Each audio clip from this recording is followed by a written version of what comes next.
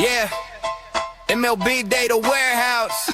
Where the spreadsheets glow and the takes get spicy. John, Tim, Doc, let's go. Welcome to the warehouse. Stat stack to the ceilings. Exit below, flying launch angles, got a feeling. Tim in the corner with the prospect report. Reading fan graphs, blurbs like it's soft court sport. Junior and AA, Tim's losing. Welcome to the Prospect Warehouse podcast. This is your host, Tim Kanak. You can find me on X at Fantasy Aceball. And we back to my boy, Jon Anderson. John, I missed you. I love it. It's fun, but it feels weird when I don't get to talk to you for a week. It's very weird. Well, you can go ahead and just make the whole dig at Owen if that's what it's about. I mean, if I'm better. No, Owen's cool. I like Owen. I just, I don't know. I feel like you and I are pretty tight. So if I don't talk to you for a week, I feel like a part of my life is missing or something. Yeah, you're probably my best friend that I've never met. You know, of all the people I've never met, I would like to meet you. No, that's an interesting category. Who are your best friends that you have ever actually not met in person? Although John Legeza might take it. You know. Oh, come on. I was gonna say though, the sad thing is that there are people that date who have never met in person. Yeah. So like how long is that allowed to go? Like how long can you actually date someone online without actually meeting them in person? Can you call it date? That wouldn't be dating. I don't know. What do you call that? Well, I guess online flirtation. What do you call cyber flirt? Just put an E in front of it. Yeah, cyber dating. That would work. Yeah, it's not even dating though. It's just because how can someone know someone's exclusive or not if you're not courting? Remember courting? Yes. I mean that's cyber courting. I guess it's not courting. It's definitely not courting. Wait. Courting means like going to the movies, in 1997. Yeah, cyber flirting for sure is a lot more accurate, I think. Yeah. However, I think that there should be a timeline on that. I think that you should not be able to say that you can be in a online relationship with someone if you haven't met them over like a period of, I don't know, 3 weeks. Weird. Yeah, you gotta go meet the girl. Don't do stuff. Don't do weird stuff. You never know who the person is. Catfish. You ever watch Catfish? I love that show. Teo. Didn't the linebacker Teo get completely capped by a guy? But the term came from the show popularized the term. I guess it didn't come from the show, but that's just like it's very sad to watch what some of these people get themselves into. But anyway, AI is weird too. You can like AI generate yourself to look way better than you. Or people just. I've heard stories that people basically view themselves as in a relationship with an AI bot because they get like that emotional. I don't even really want to dunk on those people or like make fun of them. That's just like a sign of some you can kind of understand it. Everybody has this longing for companionship and stuff. And it's hard to do that with a human being because you get rejected and the bots like won't do that. It's a sign of the times and not advisable. It's a new crazy cat lady. Yeah, it's not. Ugh. And then you're going to get the next thing, which has already happened, I guess, is like, because you need the emotional needs met and you need the physical needs met. Robots. Yeah. Yes. Robots. Love robots will definitely be a thing. That's gonna be like the first thing. The first person that buys that Elon robot is definitely going to try something. They have them for that dirty purpose, right? Like that definitely already exists. I guess they're not like you can't go to Walmart and find them, but I don't think it'll be long. But I'm to pivot. As you can see, I have gone back. I'm a apostate Pirate fan again. I'm a Phillies fan again. I put the Phillies hat back on after a rough sweep. Pirates blew a 6-run lead on Friday night. So back on the east side of Pennsylvania on the Phillies train until the Pirates win a couple again. But we got a big series this week. Cardinals, Pirates again. That'll be a big one. This NL Central, as you know, the Brewers are playing the Cubs and the Pirates playing the Cardinals. And, I think every NL Central team lost on Sunday. So we got the L's in that. And that thing's kind of normalizing. Still, every team is, I think, one game at least above 500. I don't know what the Reds are. They're slipping. But I don't know. Can we talk about that real quick? Like the Cardinals seem like kind of fake, right? Like this record they have doesn't seem real. Yes, because the pitching is pretty atrocious and somehow they keep scraping by. But the offense has been far superior. Like who saw the Jordan Walker breakout? Like Jordan Walker is like a top 5 player in baseball right now. Yeah. I think Zach Wax saw it. I saw Zach Wax, what a guy had on NFBC high stakes season long fantasy player. That's kind of what he's known for. Well, he's also known for just being a jerk, which is my favorite thing about him. But he had like 90% Jordan Walker shares or something like that. And so that's impressive. But I have him on the home league team. And he had that little dip where he kind of started striking out a lot, but he's been really, really good. So McGreevy's totally fake, right? Or are you one of these guys? 1970? No, I think Michael McGreevy is just Kyle Hendricks, which is actually, it's pretty funny. When Michael McGreevy was still a prospect, when I was writing over at good old Fantasy Pros before I came over to this side, I had my comp, because I have my comps on all my prospect write-ups. My comp friend was Kyle Hendricks, and literally he's just doing the Kyle Hendricks thing. He's in the good Kyle. I mean, Kyle Hendricks has had plenty of bad years, but it's good Hendricks right now. Well, he has amazing command. Like, the one thing that McGreevy has is that guy can paint.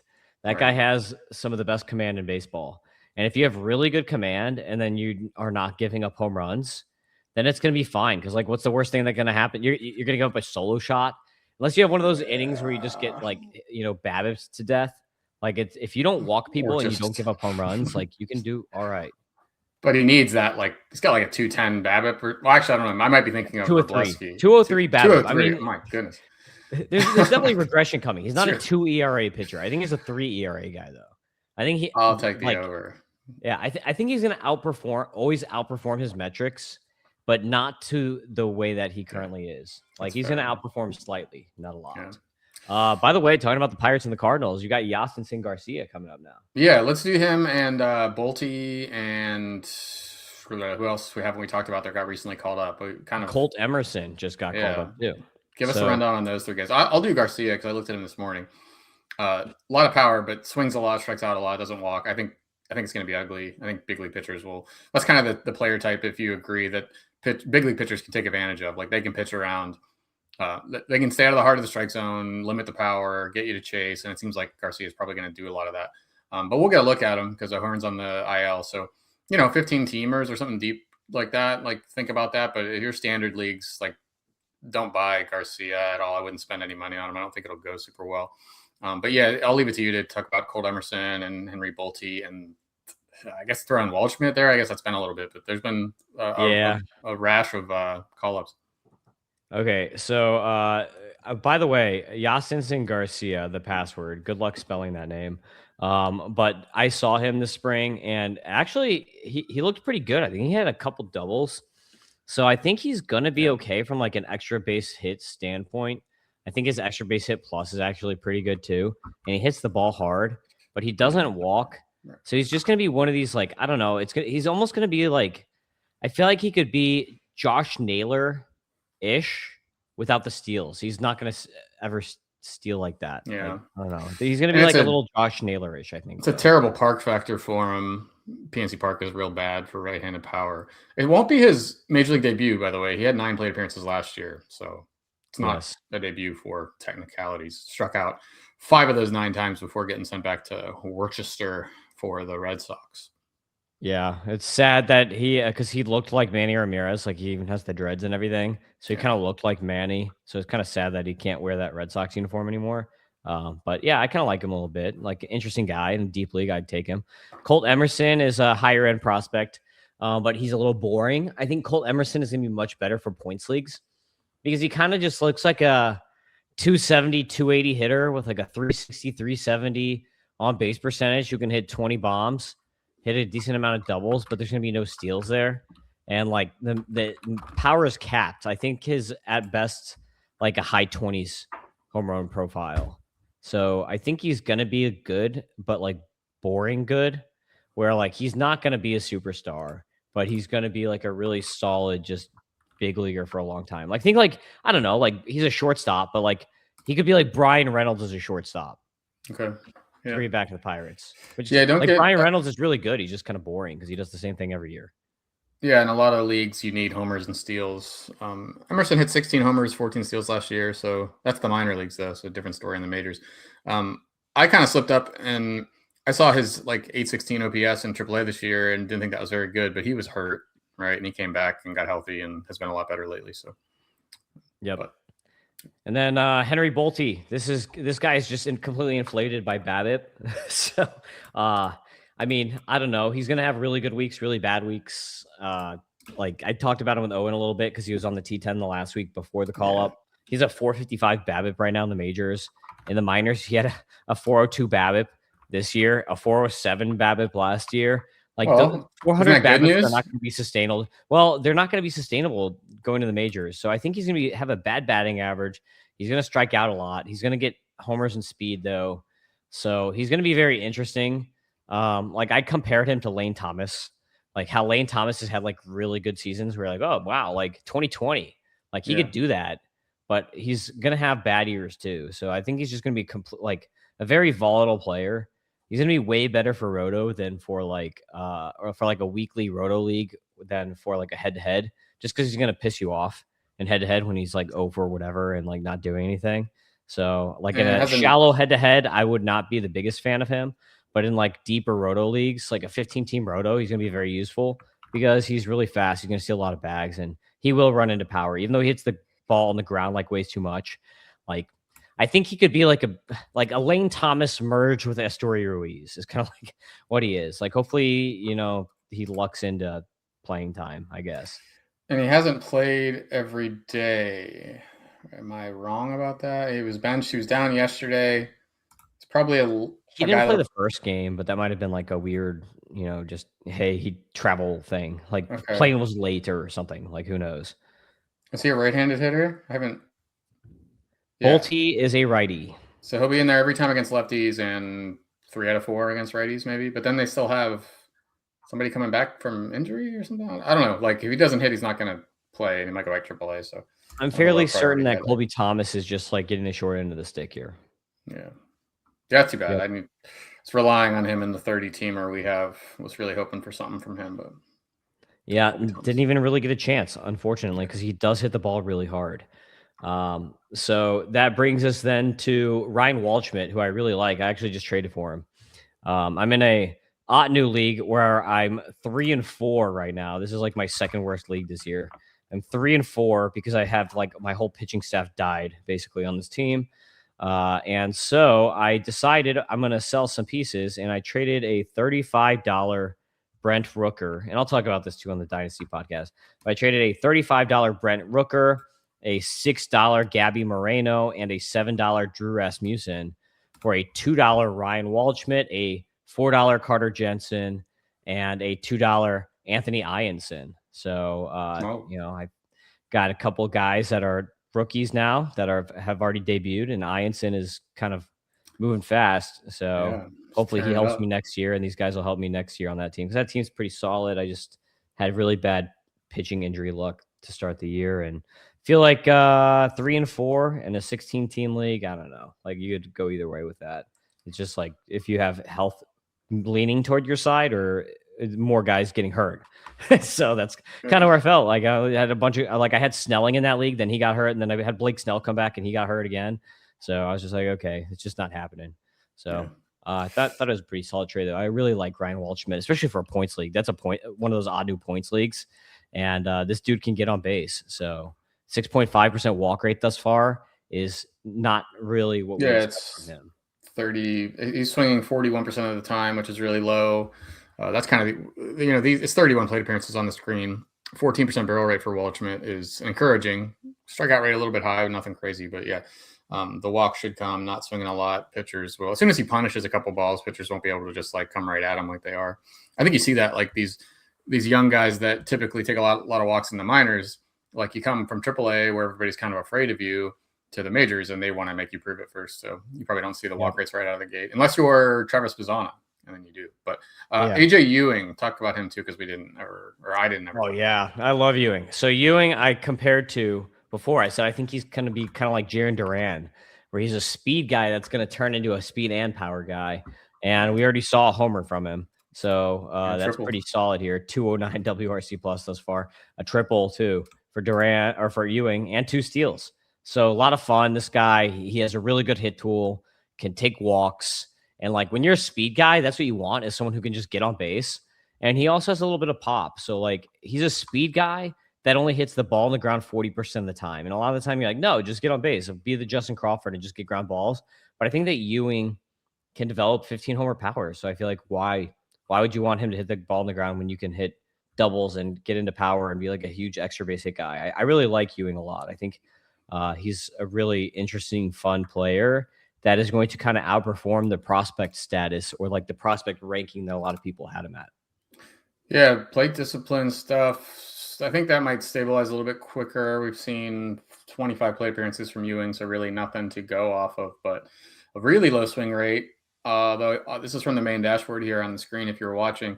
He has seen a lot of pitches outside the strike zone, probably just mistakes rather than we got to stay away from this guy. But 89% zone contact, that's good news. And like you said, even if he's not hitting for power yet, the steals should be there. He's been one of the best guys in the minors at that. So Ewing should definitely be owned everywhere, I'd say. The other guys kind of consider league settings and whatnot. Yeah, just for fun, because I am updating my prospect rankings right now. So, by the way, this is going to be the last T10 podcast for probably a couple weeks, but we'll do some other stuff in the meantime. Just because I'm updating my prospect rankings and my writing time needs to go to that. But here's a good example. I've got AJ Ewing currently at 29.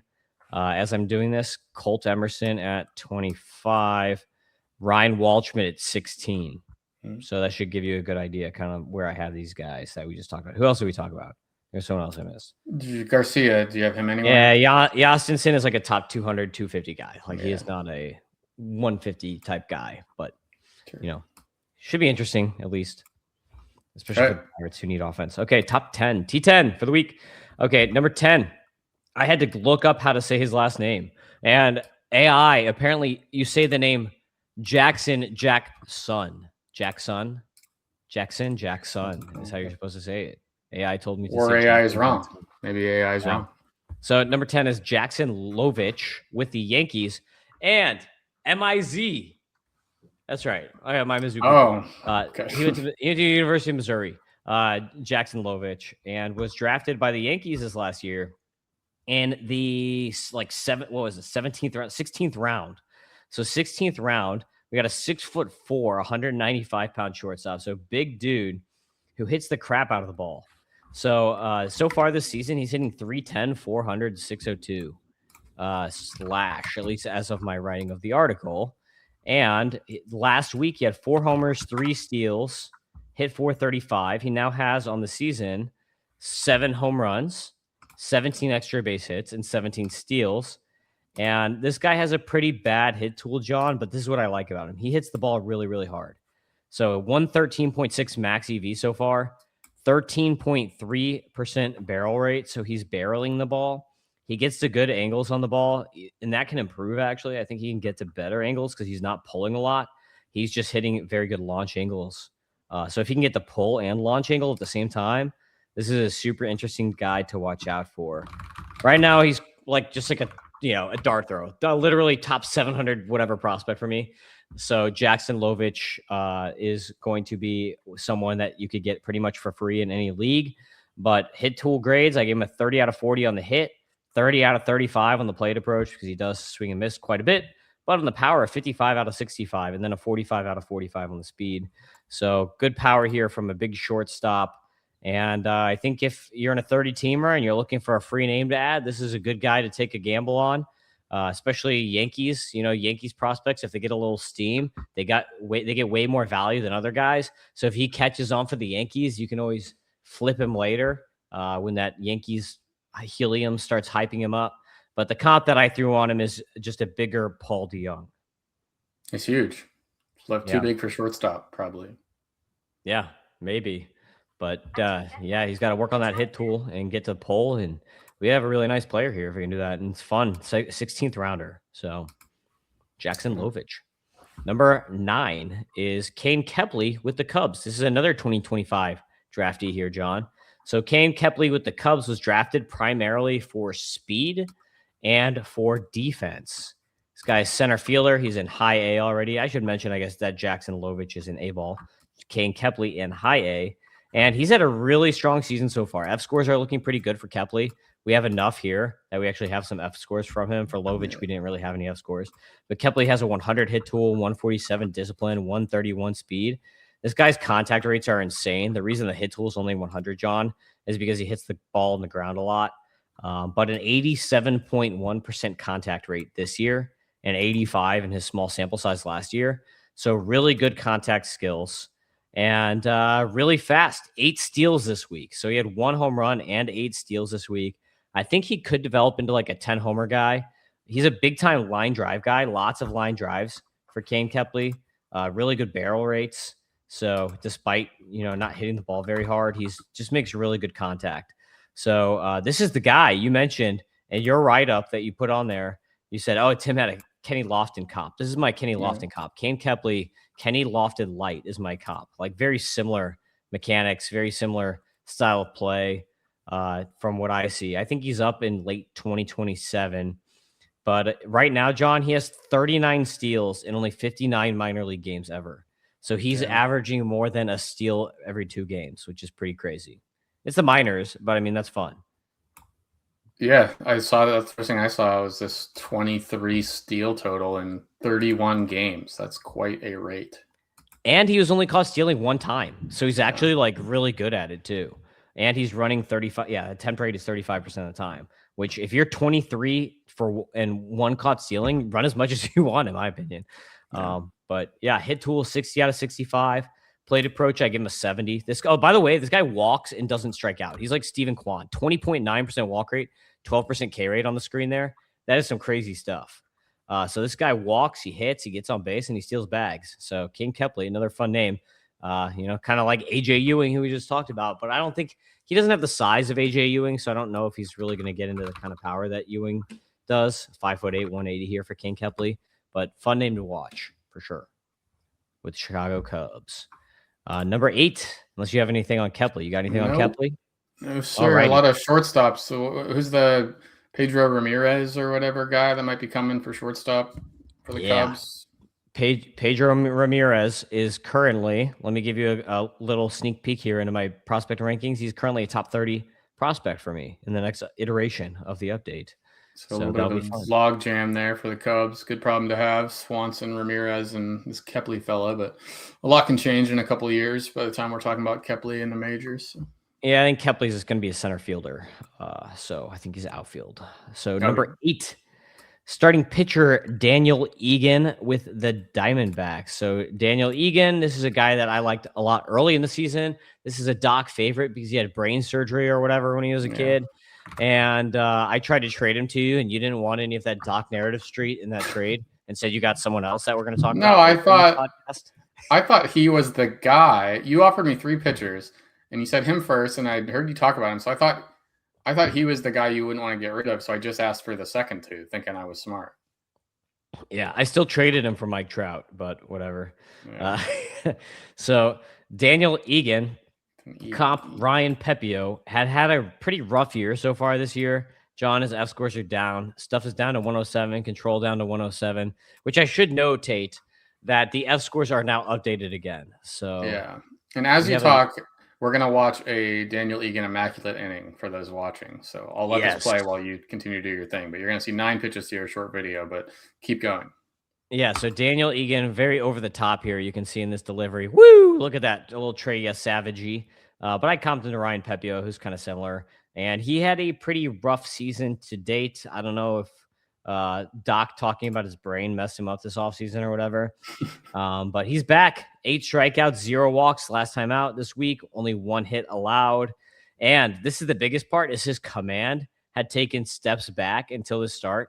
And John, 66% strike rate and only a 22% ball rate this last start. So like by far the best of his season. So once you get the command going with that over the top of delivery, like things are really going to move. So Daniel Egan, I think, is back on track. So just wanted to list him here at number 8 with a nice start last week. Okay. Yeah. Number 7. This is a guy who's been on fire this year, John. Austin Overn, traded to the Tampa Rays from Baltimore in the offseason Shane Baz trade, piece of that trade. He was one of those 17 guys. Yeah, basically. And Overn has been really good this year. So the problem with Overn that I've mentioned before is he's a little bit too much like Jacob Marcy, which is my comp for him. Because Overn only swings 33.9% of the time. So his swing rate is really bad. Like he's just not aggressive and he just is like way too passive. So we have a 104 power, 99 hit, 102 discipline, 144 speed. So it gets him to that 144 speed. Overn already this year, John, has 7 home runs, 27 steals, 16 extra base hits. So from like a power speed basis alone, this guy is super impressive so far for prospects. But I don't know, man. A guy who only swings 33% of the time, I just don't know if I can trust that. I only gave him a 35 out of 40 on the hit. And the plate approach, I only give him a 40 out of 40 because I think he's like his walks are not based on him like having a good eye. His walks are just based on him not swinging, in my opinion. But I did give him a 45 out of 55 on the power and a 70 out of 70 on the speed. So Overn is an interesting name. He was top 250 for me on my last update. I don't know where he's going to land yet in my rankings. Definitely just based on graduations, top 200. Probably he might be a top 150 guy. So definitely a name to watch, but I'm not a fan of the passivity with Overn. There must be a massive chasm between minor league catching defense and major leagues because some of these steals totals you see are just wild. Yep, I agree. So 1 second here. Go ahead, John, and talk about the next guy. Overn. Okay, here we go. Number 6. Reinold Navarro, who I should know, maybe a Pirates pitching prospect. I'm going to read Tim's words to you. Reinold Navarro, Pirates A-ball pitching prospect, comped Jose Alvarado. I guess that means, does this mean this guy's a reliever? Let's see what Tim's prime skills. Yes, I'm back. So basically, this guy throws a ridiculous fastball. He can top out at 100 on this fastball. I give him a 65 out of 70 on the fastball, and he gets up to between 19 to 21 inches of induced vertical break on this fastball, and that's as a lefty. So he's pretty much like a 1.5 pitch guy from the left side, and he's really awesome. Like look at the F stuff, 116 F stuff, 65 control.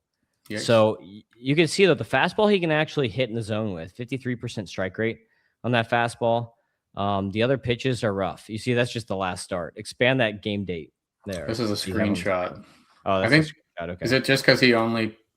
That's not just the only inning he's pitched. No, this is not the only game he's pitched. Okay. He's pitched other games, and his command is really. He had one good start here because this last weekend 9 strikeouts, 1 walk, and only 1 hit allowed. So really strong start for Navarro, which is how he got on the list. I liked him last year when he was at Complex because he's so fun with that fastball. But like he only throws fastball, slider, changeup. The slider he cannot land in the zone like at all. And then the changeup is an 87 to 89 mile per hour changeup, which is actually pretty solid. I threw a 50 out of 55 on it. The problem with the changeup is he doesn't command it very well. So like the fastball, he can actually is the one pitch he can command. So I think if he could actually figure out, because he's only 19, like he has a lot of time, if he could actually figure out command of the changeup and then maybe add on a couple other fastballs, like if he could figure out like a 2-seamer or a sinker or whatever you want to call it and a cutter to match up against that fastball, then he could be a pretty interesting player. But he's got to figure out ways to tunnel off that fastball to bridge to the slider, or else he's just going to be like a major league loogie reliever who comes in and just throws a fastball and a changeup and that's it and gets, 2 guys out. Because his fastballs, obviously, like if you throw 100 with that kind of induced vertical break, you're going to make the majors at some point. You're going to be in the bullpen at some point. But can he actually become a starter is the real question. Not to mention he's only 6 foot, 178 pounds. So he's built like me, not really built like a professional athlete. Yeah, 18 walks and 21.1 innings. I don't think we need to spend too much time on a single A reliever. What's the real fantasy upside? But that's an interesting guy to talk about. Yeah, for sure. And that's the point of this podcast is we're going to give you names that other people aren't ever going to talk about. Number 5, this is a guy that no one's ever talked about, Jason Schiavone with the Astros. You spell this Schiavone. So Jason Schiavone is a high A catcher and first baseman because he's such a good hitter that they've been playing him at first when he's not catching. He was an 11th rounder out of James Madison last year. And when he came, or a couple of years ago, and when he came up last year, John, he hit under 200. So this guy literally was garbage last year, like nowhere near the majors, like nothing going for him. This season, he has 17 home runs in 34 games. Literally a home run every other game. And last week he had 8 extra base hits, 3 home runs, 478 batting average. We don't have exit velocities on him because it's in high A. I wish I had it. But I comped him to Hunter Goodman, and he has like the exact same batting stance as Hunter Goodman. Reminds me a ton of Hunter Goodman, except like obviously he's not doing this. He's doing the same thing, but he's in a high A. He's not doing the majors. So the worst Hunter Goodman, right? Hunter Goodman light. But he also had 9 steals this year too. So he actually runs a little bit too. So pretty interesting player. I gave him a 30 out of 35 on the hit tool, 40 out of 40 on the plate approach, 50 out of 60 on the power. I don't have like exit velocity data or else that might affect that. And then 45 out of 40 on the speed. So definitely interesting name. Kind of a classic Astros prospect where you have bad contact, 67%, and then like power and some random speed here. But kind of a fun name to watch, and it'll be interesting to see what he does going forward because 17 home runs already in 34 games. Like, could he hit like 45 home runs or whatever in the minors? Like, it's pretty crazy. All right, here we'll do a trivia. You got to close your eyes. I'm going to put the answer on the screen. So the people watching can watch you do this. There are 8 hitters in professional baseball, not counting rookie stuff that's not on the dashboard, which you know about. 8 hitters that have hit 15 plus home runs, all levels. See how many you can get. Oh goodness. Mickey Moniak. No. Schiavone, obviously. Yep. On the spot. Schwarber. Yep. Al Schwarber. Judge. Yep. Oh, who else? There's only one more minor leaguer. Only one more minor leaguer. Yeah. I had this the other day. I was looking at this and I saw someone had 14 the other day. Now I can't think of 15. He's a 22-and-a-half-year-old. I don't know who he plays for. Sorry, that would be a good hint. Do you know what level he's at? Here, I'll pull it up. After we'll get you to get this guy, and then we'll give the rest. Although people are already seeing O'Neal Cruz. Cruz. Nope, he's not there. Oh, I thought he was there. This guy is a Diamondbacks prospect currently in Double-A. Oh, it's Beltre. No, not Manuel Beltre. Manuel Pena. Yes, sorry. There you go. All right, open your eyes. Pena. There we go. You missed Buxton, Rice, Jordan, Murakami. Oh, I should have got Rice. I've got Rice in a league, and he's like single-handedly winning for me. So that's amazing. The Schiavone's got 17 homers, only behind Schwarber in pro ball, but he's a long way from the majors. Yep. Okay, number 4, back to the T10. Number 4 is Yohandy Morales in AAA, so he might matter this year, John. Morales plays first base and third base, and this guy, kind of like Schiavone, is like a power guy. And not really much else to offer. The fScores don't really like him. 100 power, 100 hit, 94 discipline, 92 speed. Kind of like by fScore standards, rates out as a quadruple A guy. But he does have power. Exit velocities are high. He hits the ball on the ground too much is the biggest problem, because if it was just all exit velocities, he has a 94 average EV, 106.7 90th.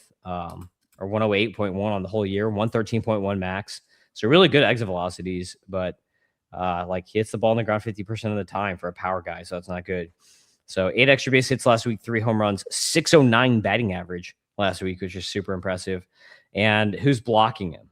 Like Brady House, Nasim Nunez or whatever. Like he has a shot to come up, and he was a second rounder. He was the first overall pick in the second round back in 2023 out of Miami. They gave him like $2.8 million. So they have no reason not to give him a shot, I think, if the other guys are not performing. So he should get a shot at some point to play, whether it's a first, third, DH, whatever. And do I think he's going to make it? Not necessarily. fScores don't like him, and I've learned to trust the fScores. But if you're in a super deep league and you just want a guy who's going to play, who's coming up, then I would just, put a circle around Yohandy Morales with the Nationals. So I gave him a hit tool 40 out of 40, play approach 35 out of 40, power 40 out of 60, because he hits the ball on the ground way too much to get to that 60 power right now. And then speed a 35 out of 40. Yeah, late highlights here. This is 2 years old anyway, but Yohandy Morales, a Nationals prospect you might hear about soon, AAA. So yeah, my comp on him is CJ Crone. Nice. The Crone Bros. Yeah. My first dynasty team ever I did it in 2020. I did a dynasty league out of boredom during the shutdown. I took CJ Crone and Kevin Crone. Remember Kevin Crone? Yes, that's the one that I forget about. CJ was around for a while. Kevin never was made the first one up though, wasn't he? Isn't Kevin the older brother? No, he got like a cup of coffee in 2021, 2022. I don't know. He hit a ton of homers in AAA, but he was clearly one of those guys that like feasts in AAA. But I had them both, didn't work out, sold the team, or just quit. Classic dynasty league quit situation. My team name was, everybody was like, pick a minor league team name. So you had like the Daytona Tortugas and all these other like cutesy names, and I just went with Crohn's disease. That was my team name. Solid. I'm guessing it's been changed since then. That was the one where I was over it by like the 15th round or whatever, 25th round. And I was like, I don't know. The Rockies hit well at home. I'll just draft their whole top prospect list. And it didn't work. So. Yeah, that's funny. That was maybe a good strategy back in like when were they good last? Like 2018? Daniel Murphy, Arenado years. Yeah, well, don't forget about shout out to Charlie Blackmon. We got to throw him in. Yes, DJ LeMahieu, pre-Yankees DJ LeMahieu. Number 3, Cargo, of course. Number 3, Kash Mayfield, high A with the Padres, another baller start. I think this is his second time. No, first time on the T10, second in the T15. So he's been in the write-ups, but he has not been on the podcast.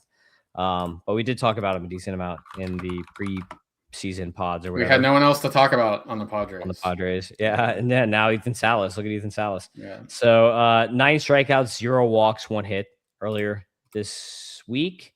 And Kash Mayfield, a 3-pitch guy. So fastball, changeup, slider. The changeup is his bread and butter pitch. 60 out of 70 on the changeup. The slider, 55 out of 60. The fastball, I think, give him a 45 out of 55. It's a mid-90s fastball, 92-97 from the left side. He was a first rounder from the Padres. Pretty interesting player here. I think he needs to develop more pitches. 3 pitches just is not going to work in the majors, especially like you need these bridge pitches nowadays to be very effective. So like he's going to have to develop a cutter, like a gyro slider, like for sure. And then maybe a 2-seamer too. Like he's going to need a couple extra pitches. I think if he develops a couple extra fastballs of those pitches, then he could be a number 2 starter in the majors. But with only 3 pitches, he's probably more like a number 3 guy. He does have good command, but it's just like these fastball changeup guys just sometimes don't work out. And we see that kind of play out when they get like they can, you can dominate with that in the minors, but it's hard to just have 3 pitches in the majors and make it work. Yeah. What just happened? I just deleted us from the thing, but no, that's okay. We're still here. There it is. Full screen. There you go. His name is Coleman Kash Mayfield. I knew his first name couldn't actually be Kash. Oh yeah. Well, last time we talked about him, you said that, or no, Doc said he was Indian, or someone said he was Indian. And I was like, no, he's not Kash Patel. Yeah, is Kash an Indian name? It might be because this guy's name. There's only 2 Kashes I've ever heard of. This guy and Kash Patel are the only 2. Kevin Kash with a C, but his name is Coleman, which he's definitely white. Coleman. Should I, if I have another boy, should I name them Kash Kanak? KK. Yeah, that would be that'd be cool. Kash Kanak, get the alliteration going on. That sounds like a payment system app. You don't want too many with my letter. You don't want a triple alliteration. A double alliteration is fine. That's too easy of a joke, Tim. Let's move on. Stay with that. Yeah. All right, number 2, Karson Milbrandt. This is the guy that you did get from me instead of Egan, who ends turning out to be better, maybe. So let's spend 45 minutes on this guy because I need him.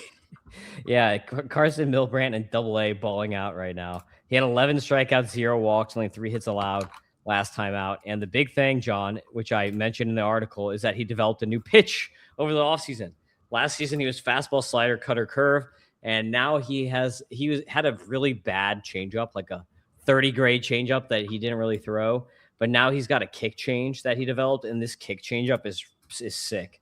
I threw a 45 out of 60 on it because I know he's still developing it, but I think he could get up to a 60 grade pitch. It's a really good pitch. And a lot of these strikeouts that he was getting this last time out were on that pitch. The other thing is his command is significantly better this year. This is a guy who walked a ton of guys last year. And this year he's not. He's at like an 8% walk rate or something, which is completely manageable. Before then, he was running like 12% walk rates. So he has dipped his walk rate from like 12 down to 8 while developing a potential 60 grade kick change. while also having other really good stuff. He throws his fastball 95 to 97. I threw a 60 on that pitch. Slider, an 84 to 86 mile an hour slider. I threw 55 out of 60. He's got a cutter that he throws 86 to 89. I threw 50 out of 55 on that. And then the curve is 80 to 82 miles an hour. I threw a 45 out of 50 on that. This kick change gets up to 90 miles an hour too. So really good stuff here from Karson Milbrandt. Increased command, new pitch. He's really rocking and rolling this year. So really interesting player to watch out for. I comped him to Dylan Cease, dude. I think he could be like Cease. Remember when Cease first came up, his command was atrocious. Yeah. Kind of reminds me of Dylan Cease a little bit. So Miami's got no shortage of pitchers. They just don't seem to work out for one reason or the other. Yes, poor Snelling. I mean, like, we'll see what happens. I don't even know how to rank him right now. I'm like, what do we do with this? We don't know where he's gonna be. If it's TJ, if it's just a rest thing, we don't really know what's going on yet. So we'll have to see. But the number one player this week is Devin Fitz-Gerald. Pretty much everyone and their mother is talking about him right now. So even my feed has been loaded up with Fitz-Gerald hype. Yeah, and I'm in a 30-teamer with a bunch of these guys like Doc and Owen and whatever and Ross. And, of course, Ross in this league traded Liam Doyle for Devin Fitz-Gerald and kind of blew the whole – like, everyone's like, what is he doing? But I actually think it was a good move. I actually have Devin Fitz-Gerald ranked ahead of Liam Doyle in my next rankings update. So there you go, Ross. I got you. I got your back. Wasn't he like number one on the aggregated consensus thing that we're a part of? Something like that from Ross? I don't know if he's top number one, but I think he's like top 10. But he's really good. He's got a good hit tool. He's got power. He does everything. Like the guy literally has like 10 home runs or something now and 11 steals. And plus he's running an 84% contact rate. So this last week he had 5 home runs. So yeah, 5 home runs, 1 steal, 333 batting average. So if you can hit 300 with good contact rates, get on base at a really good clip, and then also steal bags and hit for bombs, you're going to be really good. So Devin Fitz-Gerald, I comped in my last rankings write-up, dude, I comped him to Kevin McGonigal light. And then all of a sudden I see now everybody writing, oh, this guy's like Kevin McGonigal. And I'm like, what the like these people have read my stuff and they like steal my comp. Like nobody else does comps. I'm the comp guy. Everyone else is too afraid to throw comps out because people get mad at them. Yeah, we did a little sleuthing on that to see if we could prove that we were getting ripped off, but I couldn't prove it. We can't go to court. Yeah, I'm pretty sure that I'm the one who came up with that first, but whatever. Like other people are running with it. I see it like literally. I saw like 5 other people put that on X or whatever, and I'm like, okay, whatever. You know, I get maybe they see the same thing. He does have a very similar batting mechanics and very similar profile. So, like, if someone else came up with it, whatever, good on you. You got the same eye that I have, I guess. McGonigal's at the top of everybody's mind, so it's a reasonable thing that you could think of. And did he get traded for Mackenzie Gore? Is that why? Because he was on the Rangers recently. Yes, yeah, he did. That man, the Nationals really made out in that trade. They got him. They got Yeremy Cabrera, who I talked about Owen last week. They got Gavin Fine. Like they just raked in on that trade. That was a really good trade for the Nationals. Hopefully they look good from that, and it's not like the last big trade where they traded Soto and then they got one good piece. I mean, Wood turned out really good. I guess Abrams turned out good too, and Gore turned out because they flipped Gore for these guys now. Yeah, so it's like kind of interesting. But the rest of the pieces around that trade all failed. So, but anyway, getting to the tools here. Devin Fitz-Gerald hit 45 out of 60, plate approach 60 out of 65, power 40 out of 55, and speed 50 out of 50. So very fun, very well-rounded, very solid switch hitting middle infielder. He plays second, short, and third, John. He's played like over 10 games at each of those positions in the minors, which is really good. So hopefully they keep just doing that, because that'd be really cool to have like a really good player who plays multiple positions like that in the majors. So where's he at now? He's in high A. So yeah, he's ready for Double A. He needs to get the call up. Like he needs to be up in Double A now doing this thing, and maybe he's up early next year. If he can make Double A soon, maybe he's up earlier next year. I've got a mid to late 2027. I'm just thinking, like, if part of my process in this ETA is like, are the Nationals going to be good next year? Yeah. Like, if they're not going to be good, then why would they call him up and like ruin his, ruin their money thing with it, unless they sign him to a Connor Griffin deal? So No pitching All there. right. Maybe what's the one guy's name? They've got a lot of pitching, bro. Sikora and Harlan Susana are both hurt. So when those guys are back, and then they've got Miguel Cime Jr., who's also a big riser. So this Nationals farm is maybe like top 3 in baseball right now. Like they're up there with like the Brewers and the Cardinals. They're a really interesting farm. So, and of course, all the good teams right now, like all the good farms and all the good teams are in the National League. The AL kind of sucks. So except for the AL East, like the AL is just like, wow. So I don't know what's going on with that, but make sure you subscribe to MLB Data Warehouse. That's what's going on with that. So that you can get the articles and you can get my full rankings when they come out. You have 2 weeks. My full rankings will be out within 2 weeks. 150 new write-ups. The only place you're going to be able to get that in a nice, clean, straight format, unless you want to, look through a million X posts and like cry your eyes out due to, trying to figure my rankings out, then you should just subscribe. Make it easy for yourself. Use the app. Jon has a nice app for the rankings too. Makes it really clean cut, and you get all the fScores. Yeah. That's all right. Do it. That's it. Peace out, everybody. See you next time. Yeah, we bring the spree. Prospects, DFS, betting strategy. John's grumpy, Tim scouting like a man possessed. Doc drafting comeback stories better than the rest. But the tools are elite and the content's free. And your fantasy trophy gonna look prestigious.